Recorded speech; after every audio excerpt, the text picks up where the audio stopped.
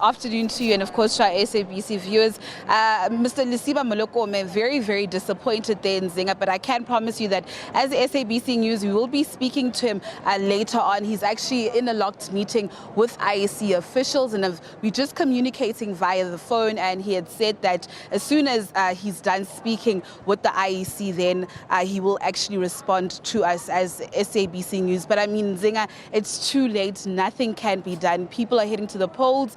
The polls are closing at 9 p.m. and really, I guess the Commission's hands are actually tied right now. But I mean, what does this mean for the Commission? Have they really failed him, in this regard? But also other pertinent issues there coming out of that briefing, Zinga, is that 99% of the 23,148 voting stations actually opened on time.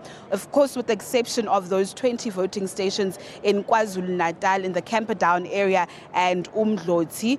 Of course, we also heard there in the Eastern Cape, 19 voting stations were not open on time, but the IEC assuring, the South Africans, especially those in the Eastern Cape who want to go to those voting stations, that those voting stations will open on time. We know that they weren't open due to community protests within that area. But Nzinga, as of 12:35 earlier on today in the afternoon, 3.5 million South Africans had already cast their votes. Of course, there were some issues in regards to the weather in places like Giyani, where some hailstorms had actually delayed the opening there of those voting stations. But it seems as if that issue is now clarified and people within that area can actually go vote. Earlier on, when speaking to Nompu Nzinga, we had reported that a presiding officer had actually been arrested for stuffing ballot papers that were actually already marked into the ballot box. And of course, that issue is now handled with the South African Police Service.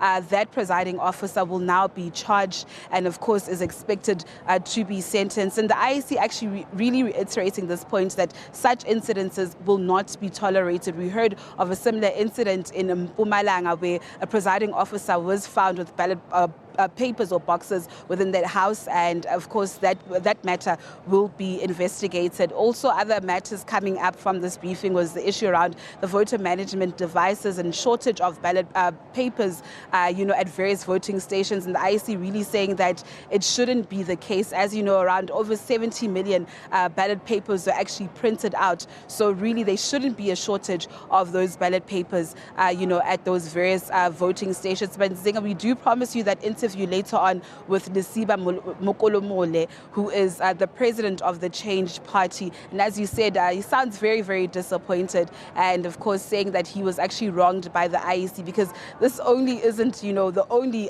incident that actually happened. Lesiba's party was one of those 15 parties where the acronym of the party was not actually reflected on, the ballot paper, as we've seen with the likes of Action SA. So we will bring you that interview later on. As for now, let's go to my colleague Nompumelelo Siziba.